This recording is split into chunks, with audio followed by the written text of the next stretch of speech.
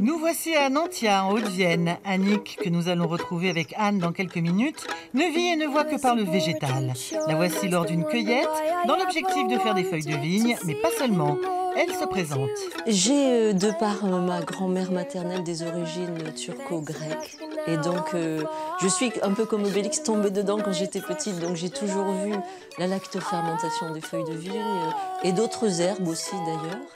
J'ai vraiment eu très envie de faire des feuilles de vigne, alors un petit peu plus digestes que celles de mon enfance. Alors digestes, pourquoi? Déjà parce qu'elles sont végétales, et j'ai remplacé la viande par des graines donc nourrissantes, par l'ortie, qui est quand même quelque chose qui est une plante magistrale.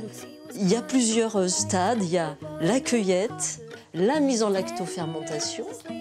Donc comme c'est écrit avec entre 10 et 12% de sel, c'est comme la choucroute en fait, hein. C'est la feuille dans de l'eau 70 degrés, un petit peu de sel, que ce soit bien homogène, et on va pouvoir préserver ces feuilles-là pendant 3-4 ans.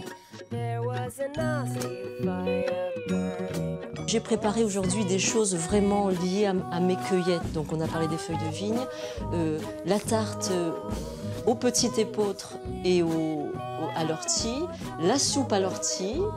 Je fais le houmous traditionnel au pois chiche et je me suis autorisée à, comme je dis, à poétiser les houmous. Donc il y a un houmous d'Aphrodite, il y a un houmous d'Héphaïstos, il y a un houmous d'Amalthée qui sont les dieux grecs. Crème d'ortie, c'est échalote, ail et ortie dans le beurre clarifié, déglacé au whisky tourbé.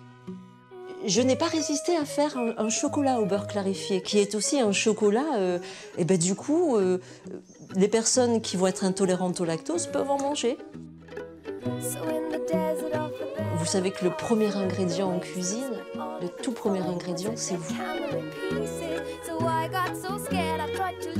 C'est très important de se mettre à cuisiner avec une belle intention.